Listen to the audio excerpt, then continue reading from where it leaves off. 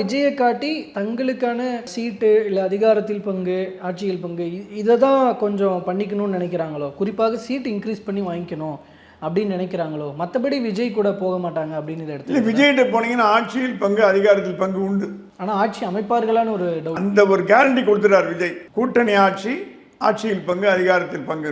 இவங்களுக்கு என்ன, நாளைக்கு விஜய் வந்துட்டாருன்னா நம்ம ஆட்சியில் பங்கு வந்தால் கட்சி பிரமாதமாக வளர்ந்துடும். ஒரு துணை முதலமைச்சரோ, ஒரு உள்துறை அமைச்சரோ, ஒரு சபாநாயகரோ காங்கிரஸுக்கு இந்த திமுக பீரியடில் எந்த விதமான போஸ்ட்டும் கொடுக்கல.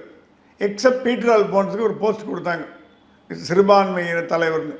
மற்றபடி எந்த வாரியமோ எதுவுமோ காங்கிரஸுக்கு கொடுக்கவில்லை. முந்தின திமுக ஆட்சியிலையும் காங்கிரஸை கொடுக்கல. ஸோ காங்கிரஸ் சொல்வது, நாங்கள் உங்கள் கூட்டணியிலிருந்து தேசிய கட்சியான எங்களுக்கு எந்த விதமான மரியாதையும் கொடுக்காம அட்லீஸ்ட் ஒரு சபாநாயகராவது கொடுத்துருக்கலாம் அப்படின்னு ஃபீல் பண்ணுறது. ஸோ காங்கிரஸுக்கு என்ன மனசு வருத்தம்னா, நாங்கள் எத்தனை நாளைக்கு நம்ம டிஎம்கேவோட பி டீமாக இருக்கிறது, நமக்குன்னு ஒரு சக்தி தேசிய கட்சி எத்தனை நாளைக்கு பின்னாடியே போகிறது, வாழை பிடிச்சிட்டு போகிறது அப்படின்ற ஒரு குறை. திமுகவுக்கு என்னென்னா, உங்களை எம்எல்ஏ ஆக்கி ஜெயிக்க வைக்கிறதே பெரிய விஷயம்.